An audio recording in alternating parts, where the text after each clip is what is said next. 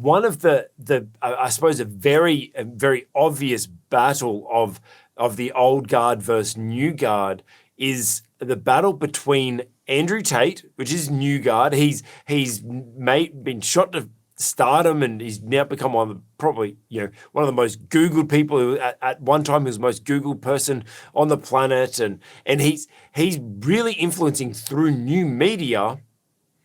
And he recently had an interview with BBC, and I don't know if you saw that. You probably wouldn't be able to see it because BBC have pulled it down. It was very awkward to watch. I watched a version that was released of just some raw footage of the whole recording. BBC then released it very cut up, trying to make him look bad and trying to make the interviewer look better. But really, it was just legacy media, BBC, really trying to attack Andrew Tate, who's just spent the last 180 odd days or something like that, I think it is, that he's spent in jail without conviction or without indictment or anything like that. He's now under house arrest. And they thought that they were going to get him while he was weak. And so they came to really attack him, that he had set some parameters of things they were allowed to ask and not allowed to ask. Now, the reason is because there were certain things that they weren't allowed to ask because it was pertaining to his current case. So legally, he's not allowed to respond to those things. And they came out with just a massive hit piece, just trying to, the interviewer would just absolutely disregard. Actually, it's quite interesting. We had this conversation about Elon Musk recently in this interview with BBC. We had this interview with who else was it that we did recently? And I think it was another BBC interview that recently happened to have an absolute oh, that's right, the Trump the CNN Trump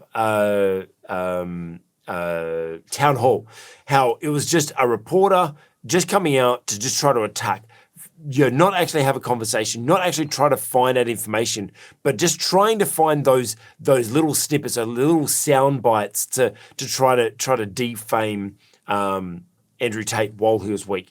And it's quite interesting. It was very awkward to watch, but at the end, if you were even against Tate, at the beginning, afterwards, you kind of feel sorry for him and you kind of think, well, actually, maybe he's not that bad of a guy. Maybe all this stuff that they're saying is not all that correct. But, I don't want to get into really his antics or anything like that.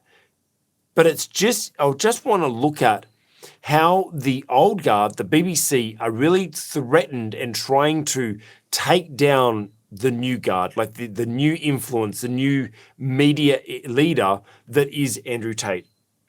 There's a little quote that he came out and tweeted this afterwards. He said, "The BBC thought the pressures of jail affected my mental state. A sucker punch would defeat me. Even with degraded powers, I destroyed them with absolute ease. This is what I always say. Can you beat your enemy's best day on your worst day?" I think that that's actually quite interesting, his approach there. That, are you able to stand up as a leader on your worst day? Can you stand up against your opponents, the people that are attacking you, on their best day? Dr. Rod, I think this is a very interesting take. First of all, welcome, Dr. Rod St. Hill, the business pastor. We appreciate you taking your time to share with us your experience and knowledge. What's your take on this old guard BBC just going on this absolute tyrant rant to try to attack Andrew Tate and, it kind of blowing up in their face? Well, I think it was pretty tough for Lucy Williamson. I think she was really trying to do what journalists have been doing for the last decade or so, which is a very aggressive style of interview where you really go in as a combatant. She was equipped with a few quotes and she really tried to attack him using those quotes. But look, he hardly gave her an opportunity to get her questions. or I should say, they weren't really questions. She quoted him, misquoted him, partially quoted him, and he just caught her out every time. And she Snippets actually off the internet and claimed it was his quote of his. she looked thoroughly defeated at the end of it. I actually managed to see the whole interview, 38 minutes. I think it was 38 minutes of it, but it wasn't on YouTube. I can tell you that. Look, in some ways, I feel sorry for her because I think she was doing what she's been trained to do. Yeah. But I also think this is one of the things which is leading to the downfall of the legacy media, because they're not journalists anymore; they're combatants, and so they're looking for weaknesses in the people they interview. They tend to go in with a whole bunch of accusations and say, "Well, now how do you plead?" And I don't think that's news at all. I don't think it's good current affairs, and it's something that we should avoid as much as possible. On the other hand, I sometimes find it a little bit hard to see Andrew Tate as a leader. I know that he has millions of followers. I know he's hugely influential. There's no doubt about that. But he's a showman. Yeah. And this was a great opportunity for him to perform. And to give him his due, he performed brilliantly. Yes. That's not to say I agree with everything he said or the approach that he took, but he was well and truly in control. And I'd have to say at the end of that interview, if you do have the opportunity to see the whole interview, Lucy Williamson, because it has been actually we normally link everything below, but you won't. There's an article, the article that I shared before. There's a link to that, but the YouTube video, it doesn't exist anymore. Yeah, so gone. I did link it below, but it doesn't go anywhere. So probably by the time you watching this, it won't be there. So yeah, try to find it. But talking about that, Dr. Rod, then, so us as leaders, when we're under attack, I really like that quote that he said that we need to be able to defeat our enemies on our worst day, on their best day, right? Yeah. How? I was about to say, but there's not much more to that question. Like, how? I wish I knew. Look, I think it really boils down to preparation and knowing your material very, very well indeed. Yep. So you can't afford to be fazed by that kind of accusatory approach to journalism. You have to know that that's going to happen. So it shouldn't surprise you, and you should be thoroughly rehearsed as well. In other words, you should do the best you can to predict how the interview is going to go and know how you're going to respond. So you need to have a strategy for the interview. But look, having plenty of information makes a big, big difference. Yeah, Apart from anything else, you'll feel more confident.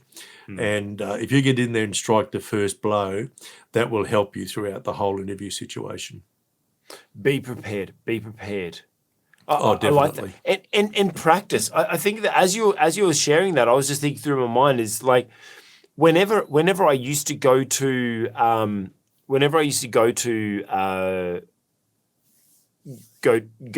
like my game, my sports. I used to do sports competitively.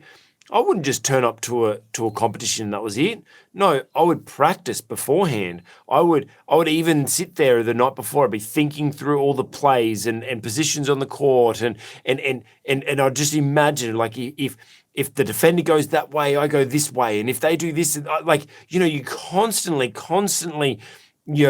trying to prepare yourself in practice and preparation.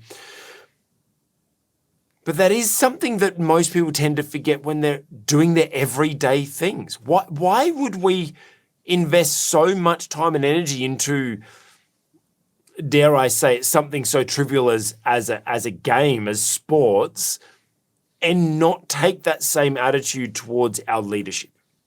We're going into a meeting. I remember when I first started out any new sales job, I would always sit down, learn my script, learn everything I could about the product, the service, all that. I'd list out what are all the possible objections people would have.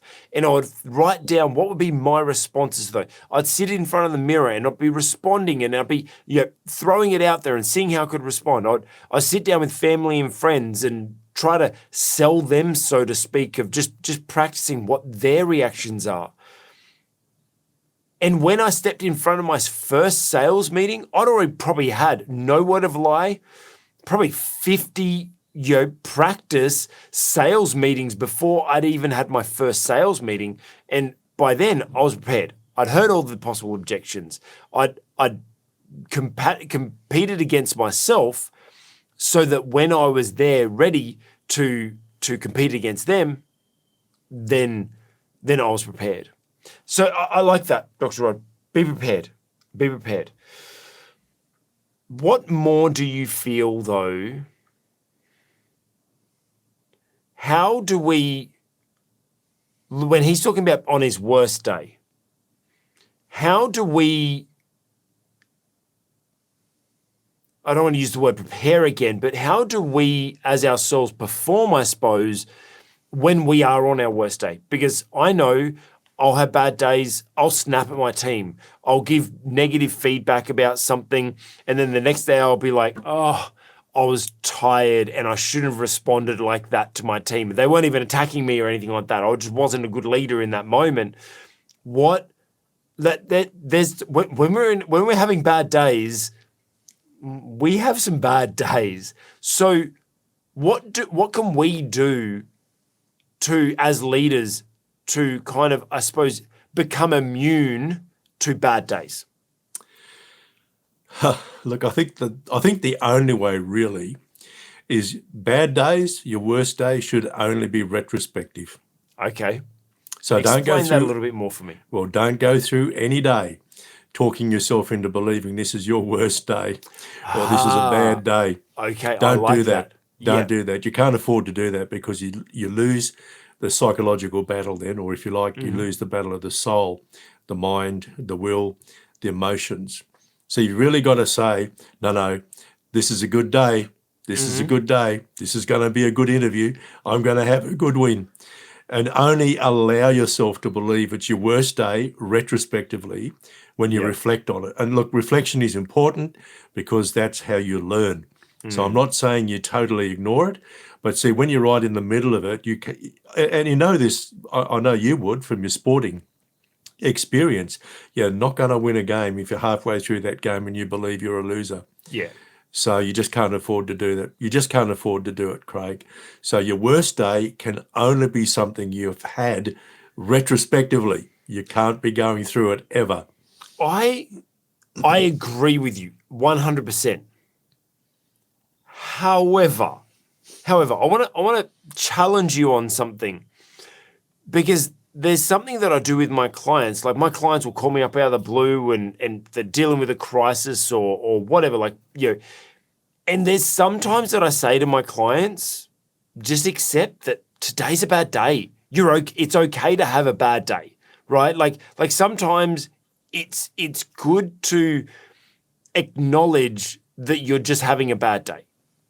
Now I know what you're saying is don't prophesy a bad day and don't go, well, because you have a self-fulfilling prophecy then of like, it's going to be a bad day. It's going to be a bad day.